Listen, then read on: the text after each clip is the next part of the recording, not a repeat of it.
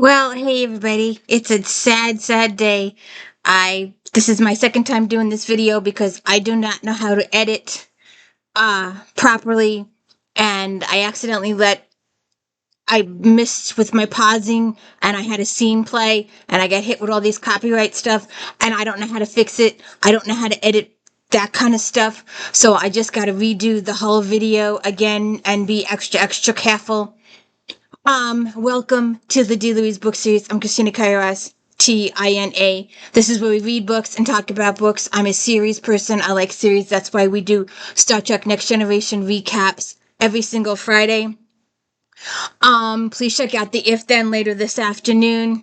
If you like this author, then maybe like that author. We are getting into the Halloween season, and we are doing horrors and suspense and thrillers and a whole bunch of stuff. So please check that out, and don't forget to check out Flashback Mondays, where I talk about all my favorite magazine, Romantic Times book review, and I do about 60 or 70 4-star books in that.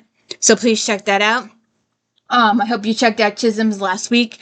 And oh, by the way, if the audio or the visual goes in this video, please blame Hewlett Packard and Best Buy. They both said that there was nothing wrong with my computer. If you've watched previous videos of mine, you see where the audio goes. So we'll see what happens. So we are doing Chisholm's. Last week, we're doing True Q today, we're doing Rascals next week, and a fistful of datas after that. And we are starting out with True Q. We have a voiceover from the captain. Captain's log, stardate 46192.3. We have arrived at Starbase 112 and are loading relief supplies destined for Taga 4, an ecological devastated planet in the Argolis cluster. We have also taken on a rather unusual passenger. Now, I want to know how he knows she's unusual. He hasn't even met her yet. What makes her unusual? Why is he proclaiming her unusual? I do not know. So let's get started here and be extra careful. So Captain Picard welcomes Miss Rogers. I'm delighted to meet you. She says, thank you. He says, congratulations. I understand that you were selected this internship out of hundreds of applications. Later on, you wonder if she used her powers to do that. Yes, sir. I still can't believe they chose me. There were lots of other people with better records. Dr. Crusher says your transcript was very impressive. She's done honors work in neurology, plasma dynamics, and echo regeneration. I say that's well-rounded. That's a nice way of saying I haven't decided what I'm going to do with my life, she says. I've arranged to have your work in all the major departments while you're done here. And I'm willing to bet by the time it's over, you'll have plenty of good ideas what field you're interested in. Or at least what fields you're not interested in, Picard says. So then Riker comes in and he says, we're bringing up the rest of the cargo now. We should be ready to leave within the hour. Commander, will you escort Miss Rogers to her quarters? I need to discuss the Targaren's medical needs with Dr. Crusher. And Miss Rogers, yes, you've won yourself a rare opportunity. Avail yourself of it. Amanda says, I will. Thank you. He walks her to her quarters. He says, it'll take a few days before you know where everything is. If you need any help, you'll just use one of the comm panels. We're on Deck 7, Section 4. You're right, Riker says. I practically memorized the specs on the way over here. Riker says, you're a quick study. Then she enters in her room, and it's so huge, she's amazed it's so big. So then she's thinking about her dogs at home, and she conjures them up. And she has a few words with the puppies. Okay, then we're with Dr. Crusher, and she's demonstrating on how to use the tricorder on her. You see all these readouts, she says, that's your heart rate, your blood pressure, all your vital signs. You're in good shape. You must live to be at least my age. Now, all these tricorders need to be tested before they put in the supply containers we're taking to Targa. So I should just scan myself with each one to make sure all the readouts are working. Any unit that doesn't work, Dr. Crusher says, put aside and we'll do a diagnostic later. She says, okay. And then she says, I hear you've been accepted to the academy. I have a son there. Oh, being posted on Enterprise, I guess you don't get to see him very often. No, not as often as I'd like. Do you have any other children? My husband died a number of years ago. Wes was our only child. Amanda says, was he old enough to know his father? Jack died when he was 5. My parents died when I was a baby too. I don't remember anything about them. Sometimes I wonder what they were like. Your adoptive parents are in Starfleet, aren't they? Yeah, they're marine biologists. They've just been posted to the Balarian system. And then there's an overview, voiceover. Sick bay to Dr. Crusher. You wanted to be told when the culture's ready. Oh, on my way. When you're finished with the tricorders, Nurse O'Gara help you take them to Shuttle Bay for loading. And she says, okay. So then Amanda comes into the shuttle bay, and she's bringing the 2 suitcases, and one of the guys takes them. And Jody says, "Oh, thank you much for your help. We can use every available hand we can get. This is one of the largest relief efforts we've ever mounted." Amanda says, "Now, why are you bringing everyone down in the shuttlecraft?" "Well, because we can't use the transporters for all the ionization in the Targaryen atmosphere from the ballistic filters." "How did you know?" "I did a paper on echo regeneration." "Well, then, 1,000 ballistic filters puts out quite a bit of ionization." 1,000? "Yeah, they've managed to pollute their atmosphere pretty badly. It's amazing to think that they go to such lengths to clean the air instead of regulating the emissions that cause the problems." Uh-huh. You're right. Actually, the only thing the filters can do is keep things from getting worse. Amanda looks over and sees Riker, and she stops a suitcase from falling on top of him. And Jordy goes over to make sure that he's all right. So then Jordy is showing her around engineering. This is the main control area. We can access any of the primary circuits from all these panels. Over here is a Jeffries chip. Amanda says where most of the major conduits are routed. You've been doing your homework, Jordy says. Amanda says, it's hard to imagine how much energy is being harnessed in there. Data says, imagination is not necessary. The scale is readily quantifiable. We are presently generating 12.75 billion gigawatts. And there's an alarm goes off, and the temperature in the reaction core goes up, and the injector couplings froze, and the temperature increases by 106%.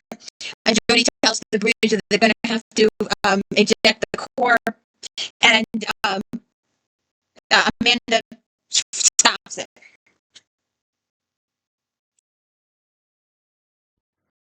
Okay, so then they're all meeting in the observation lounge. Dr. Crusher says she's a little shaken up, but she's going to be okay. Like I said, you said she was adopted. Could she be an alien? She's human. There's nothing more unusual about her. Not that my instruments can detect. Because as commander, have you been able to determine the cause of the warp breach? No, sir. Everything was normal, and then suddenly it's like a lot of physics went right out the window.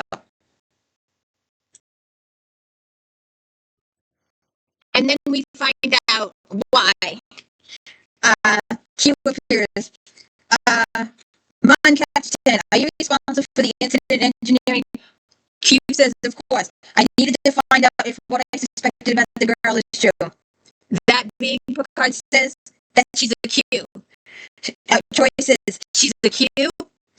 Crusher said, how is that possible? Her biological parents were human. Well, not exactly, Q says. They had a assumed human form in order to visit Earth. I suppose for amusement, but in vulgar human fashion, they proceeded to conceive a child. And then, like a mawkish humans, they became attached to it. What it is about these squirming little infants that you find so appealing? I'm sure that's beyond your comprehension, Q.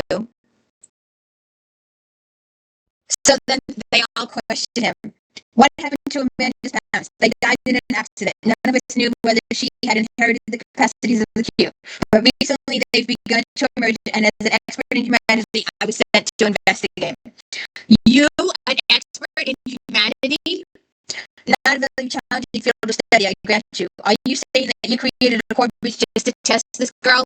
Jody says.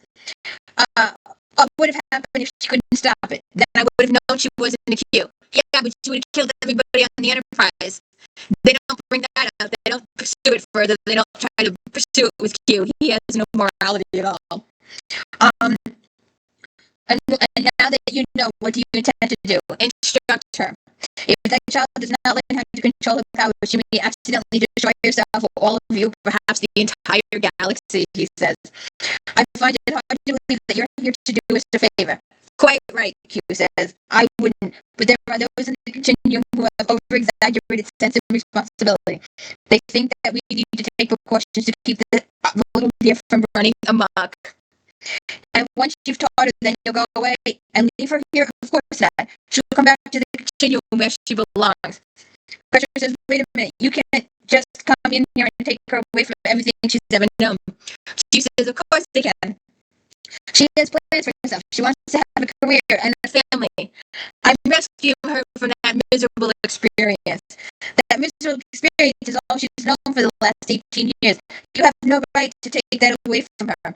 And he says, Captain, we need to talk alone. So then they're in his ready room. What is it you really want? Well, since you know so much about the Q, I thought you'd be the perfect person to introduce me to the child.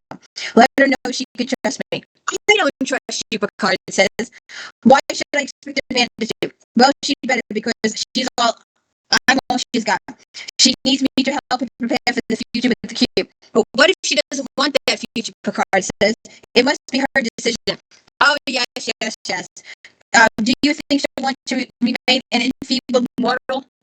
But if she really is cute, she must understand what that means. Very well, I'll introduce you. But we cannot argue like this in front of her. We must at least appear to be.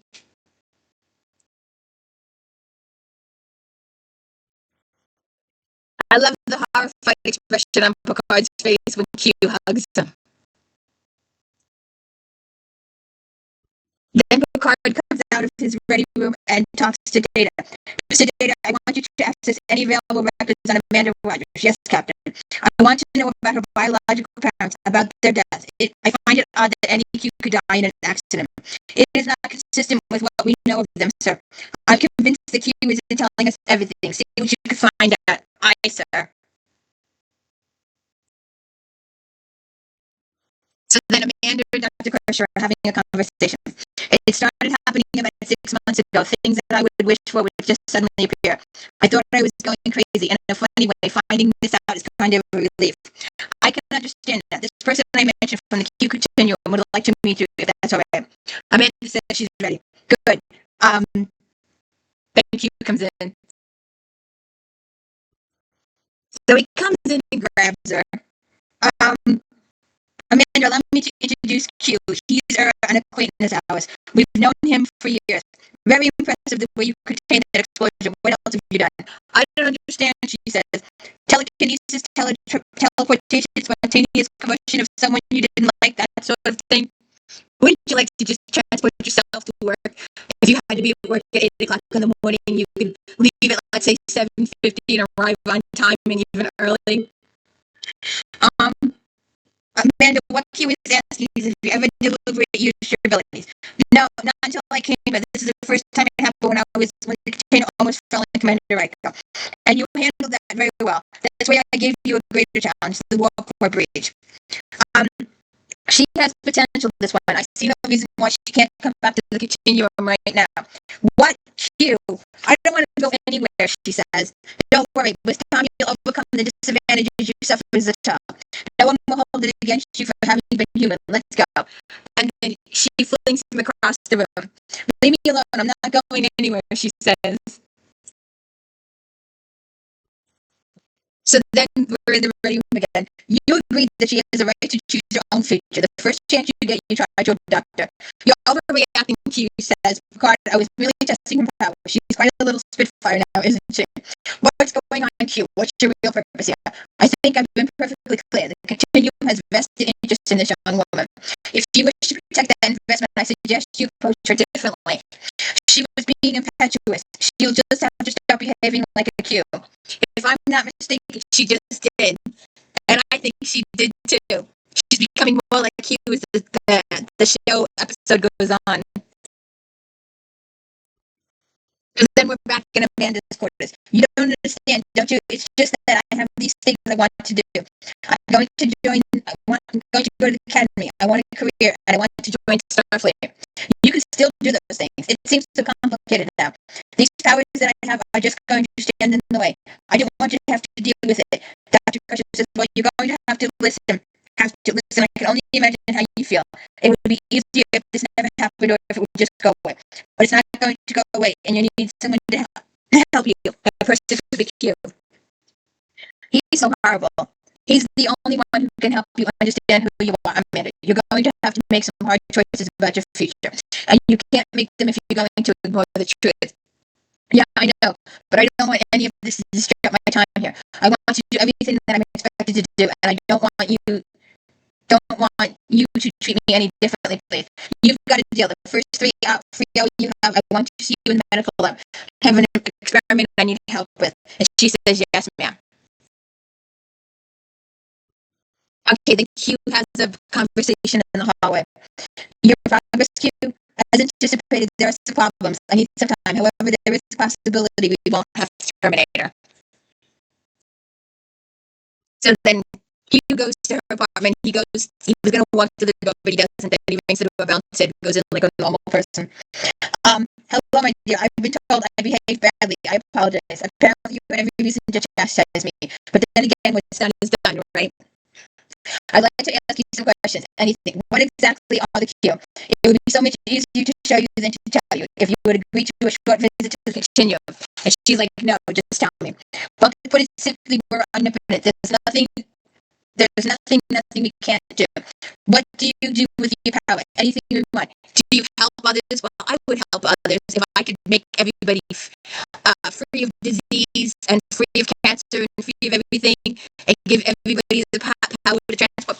Although, on the other hand, if people could transport from place to place, then we would need vehicles, and that would put a whole bunch of people out of work. So, some people may decide that they want to still have a vehicle, but it would be nice in winter storms or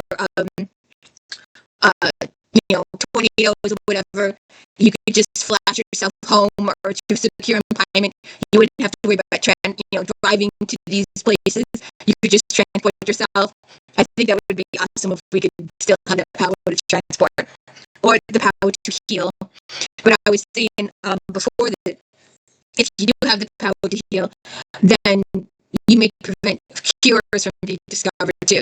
But I would rather people be well than be sick. But on the other hand, if there was a future possibility that after you passed or if you lost the ability to heal, that we would still need to be able to heal these people scientifically, well, then there might be some drawbacks. There's always odds and ends to each thing. Oh, and then he asked her if there's anything she could do with her powers. What would she do? And she wanted to see her parents. Those are her parents. And I'm thinking that looks a lot like you.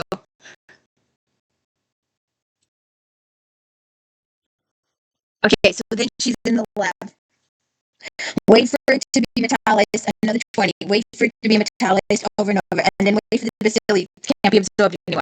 That's right, just be sure and record the rate of mitosis, each of the dishes, mitosis, right? You seem to be distracted. Well, I just saw my parents, my real parents. You showed me how. Can you imagine how they felt? No, I can't. You are right. I can't ignore what happened to me. I don't know if I can cope with it. You're stronger than you think. You know when I saw them there right in front of me, I realized that I caused this to happen. I wanted to see them, and I did. If it were you, if you could suddenly have anything you wanted, what would it be? I have no idea, Dr. Crusher says.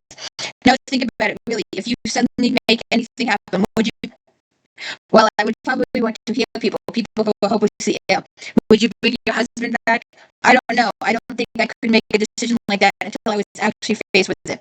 I'm faced with it, Amanda says. Try to do the work. I'll come back and check on you later. And then Crusher leaves. And she says, I don't know if I'll ever get used to that. And then Q shows up.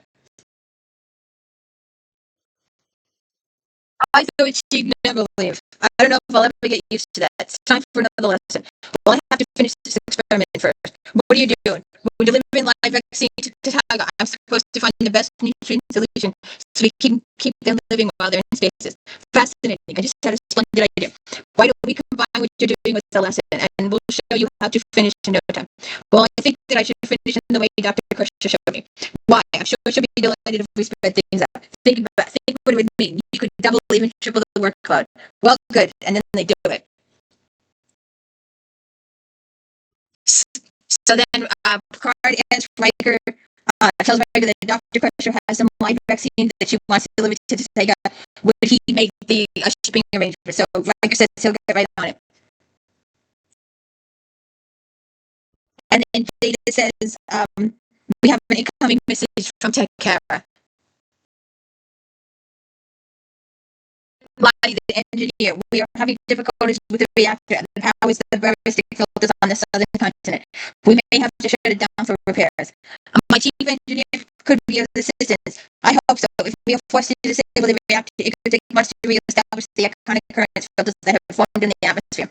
Send us your design specifications. I'm sure we'll be able to help, Picard says. And Lottie says thank you and hangs up. So then Data says he has some more information about Amanda's parents. Records indicate that they died in Topeka, Kansas. Their home was destroyed by a tornado. A tornado? Why wasn't it dissipated by the weather modification? Unknown, sir. The bodies were found in the bubble after the storm passed. See if you can find any more details, Mr. Data. I'd like to know more about that storm. Data says, aye, sir. So then Riker goes into the medical lab looking for Dr. Crusher, and she's not there.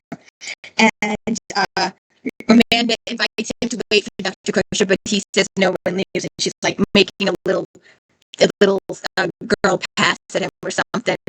And then Q thinks that she's attracted to him, and he says it's repulsive. How can you stand that hair all over his face? So then Beverly comes in and she's upset with what they did.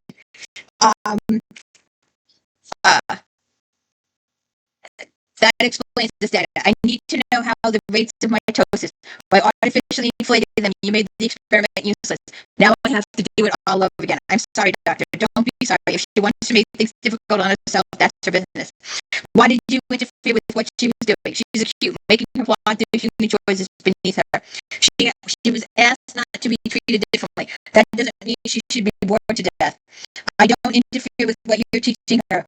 You should be capable of interfering. And she had to know how long the staff grew so she could gauge it for future things. But when they fast forwarded, she lost to the measurement.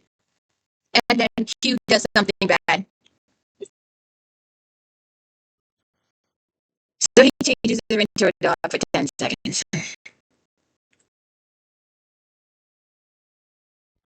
Then we're back on the bridge. I have further information regarding the tornado that killed Amanda's parents, Data says. What is it? It was unusually compact yet extremely powerful. Its recorded wind velocity was a characteristic of a funnel 3 times its size. Download the files to my ready room. I'll study them there. Aye, sir. So then Q and Amanda are talking. Have you been practicing teleportation? Yes, but it's kind of hard. I keep ending up where I don't want to be. Well, it won't be due to be sloppy. You should hone your abilities. I have a wonderful idea. Why don't we play hide and go seek? So they play hide and go seek.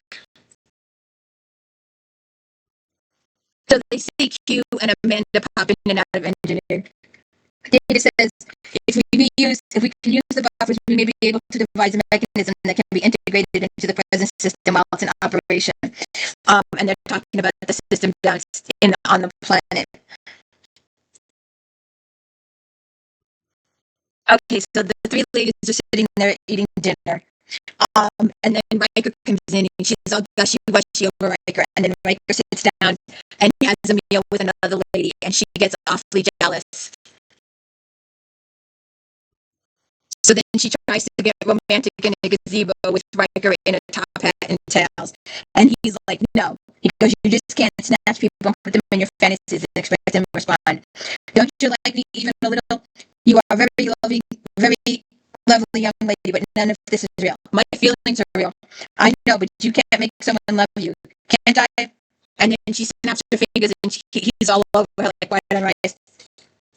And she's like, he convinces her that it's a fake thing.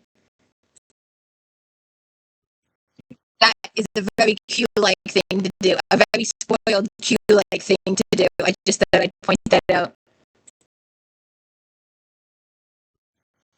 So then Q is in Picard's ready room. Bonjour, my captain. You want to talk to me? I wanted to ask you about Amanda's biological parents. When they decided to remain on Earth, what was the reaction for the Q continuum? We found it incomprehensible. Were they pressured to return? Were they threatened with any punishment if they didn't? What are you driving at, Picard?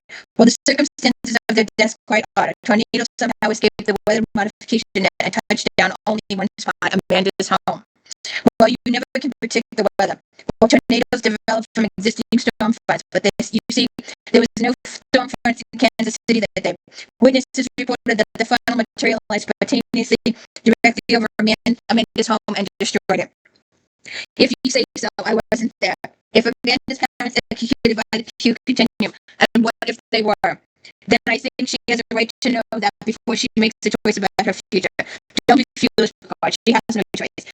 She never did. If she's truly Q, she must return to the continuum where she belongs. But if she was some kind of hybrid, neither human nor Q, then Picard says you would be so despicable. You have no idea. You don't be naive. You have no idea what it means to be Q. With unlimited power comes responsibility. Do you think it's responsible for us to allow unappeared beings to run free through the universe? So what have you concluded? Does she live or does she die? I haven't decided yet, Q says. So then we get a voiceover from the captain. Captain's log steady 46193.8. We have arrived at Tekara 4 and begun delivering supplies. In the meantime, I am faced with a crisis of a different nature.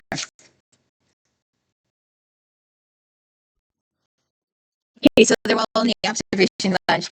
Look, I have no reason to believe that Q is lying. He claims he has orders from the continuum. If Amanda cannot prove that she is fully Q, then he must kill her. We have to tell her, Troy says. I don't know if we should. It almost seems cool. Troy says maybe she can protect herself. After all, she has a great deal of power. So did her parents, Dr. Crusher says. It didn't save them. I agree with the counselor. Amanda deserves to know the truth of the situation. We have no right to withhold such crucial information from her. But it isn't going to be easy to tell her. So then Riker's talking with Lodi. He's got an inhaler and he does a lot of coughing. What's your impression of the field modulator? Quite ingenious. I'm amazed at the way it can be incorporated with the existing system. And then Jordy comes over and says, Commander, we're all loaded here. We can head for the surface whenever you are. And then he gets going with them. Still coughing. So then Picard says, kill me, why? They're not convinced that you were fully Q, and they were also responsible for your parents' death. My parents, but what right do they have? Q, answer me. Afraid to face me. So then Q comes in. She's such a plucky little thing now, isn't she? I really do enjoy you, you know. Amanda's question deserves an answer. Q, you made yourself judge, jury, and if necessary, execution. By what right have you appointed yourself to this position? Superior morality. Yes, I recall how you used your superior morality when we first encountered you. You put us on trial for the crimes of humanity. The jury is still out on that, Picard. Make no mistake. Your arrogant pretense of being the moral guardians of the universe strikes me as being hollow Q. I see no evidence that you are guided by superior moral code or any code whatsoever. You may be nearly opposite, and I don't deny that your politics are very impressive, but morality, I don't see it. I don't acknowledge Q. I would put human morality against Q's any day. And perhaps that's the reason we fascinate you so. Because our puny behavior shows you a glimmer of the one thing that evades your opponents, a moral center, a moral compass code. And if so, I can think of no cruel irony that you should destroy this young woman whose only crime is that she's too human. John Luke, sometimes I think the only reason I come here is to listen to these wonderful speeches of yours. But this time your concern is unwarranted. We've decided not to harm her, and we've prepared to offer her a choice. What kind of choice, Amanda says. You either come to the continue with me, or now the choice is more difficult. You can have it within yourself, ability to frame from using your cube out. If you can do that, you can stay here. She says, I'm staying here. Think about this. It's not easy. Your parents were given the choice and they were unable to resist the temptation of using their powers. All I wanted since this whole thing began is to become a normal human being. I know I can resist. And then Worf calls them out to the bridge. Oh, I go back and forth. I did it the first time, but I'm not going to do it this time. No one's watching these videos this far along. So they're talking with the planet, and stuff is going wrong. It's going wrong real bad, real quickly. Riker says that the damage to the reactor is greater than the Targaryens led us to believe. The field modulator is installed and operational, but it's not going to be enough. The reactor has already gone into overload. Riker says, can you fix it? Geordi says, Geordi is trying to stabilize the unit. We will stay as long as possible. There are thousands of people in that area. If the reactor goes, and then they show the screen of them. Is this you're doing, Q? Not this time. And he vanishes. Mr. Wolf, is there any way we can do a cut through the interference and beam them out of there? And he tries and he can't. Geordi's trying the neutrino fusion in another reaction. Worf says, Captain, there's too much ionization in the atmosphere. Transporters are useless. Geordi says it's no use. The heat has fused the injection shot. We're losing containment. How long will it melt down? Geordi says a few minutes. We have to get going. And then Amanda caves and uses her powers. And she clears everything up. Makes the waters blue, clears the sky, restores it to pristine conditions.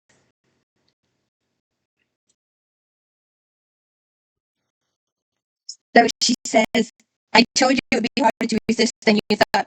I couldn't let all those people die. Ever since I got here, I've been fighting this. I've been denying the truth, denying what I am. I am cute. Dr. Crush, I've decided that I can't stay here. I can't stay. Well, now you've come to your senses. Let's go. No, I want to just go and see my parents first. I'm going to take some time to explain all this, so you'll have to be patient. And Amanda says, I hope I can come back and see you. And Dr. Crusher says, you're cute. You can do anything you want. And that is the end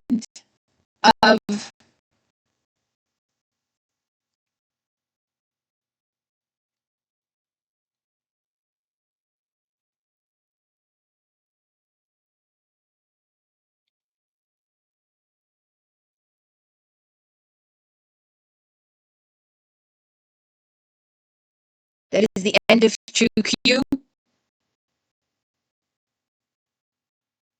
Please turn in next week for Rascals. Hopefully it'll be a better day. Don't forget to check out If Then later this afternoon. Thank you.